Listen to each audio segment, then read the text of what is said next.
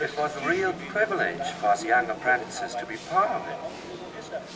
We wanted to join Brown on his journey into space.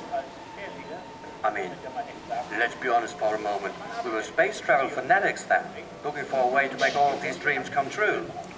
They are so eager to make progress with their work, their rockets, and so on, that they will gladly sell their soul to the devil. I can't remember at what point it was said, now we're going to get concentration camp prisoners, but I do remember a colleague of mine saying, oh God, that's terrible, that it's come this far that we need prisoners from the concentration camps, and really somehow it was shocking. From time to time there was a wave of prisoners. They were coming in and were taken somewhere, but frankly it did not really impress me much. I knew they existed. In the actual power plant itself, we didn't have any before. Well, I don't know. One tended to ignore it. Our lot suppressed the whole thing altogether. You couldn't help it anyway. It was embarrassing, really annoying. But that was how things were in those days. It did not matter to me. I cannot recall any specific feelings. I was always fully engaged in my work. You know, I didn't know then. I did not have the time to. You see?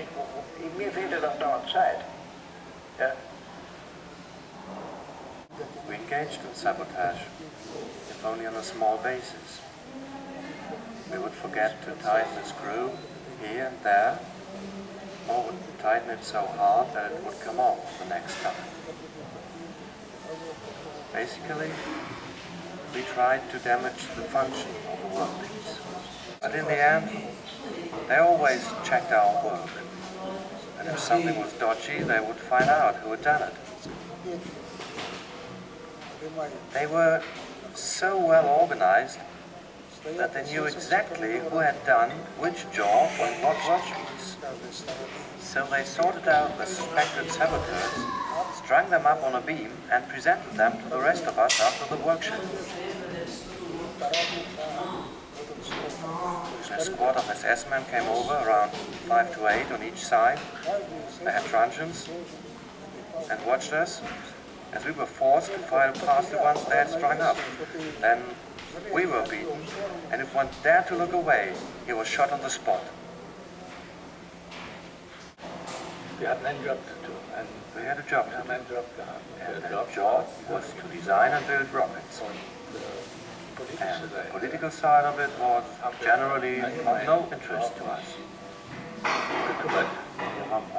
You know, actually we had hoped to be too late for something serious to come out of it. Of course, one can try to justify the whole affair like that while others will claim no, what he's saying is a lie. But really, this is what I thought towards the end. Well, back then, in those days, we thought war is war, you know, and when they dropped their bombs on the Rhine-Ruhr area, Cologne and Hamburg, killing thousands of civilians, well, an eye for an eye, a tooth for a tooth, in this case. This only stands to prove, of course, that revolutionary scientific beginnings will always be exploited by the army for their own purpose, namely that of war.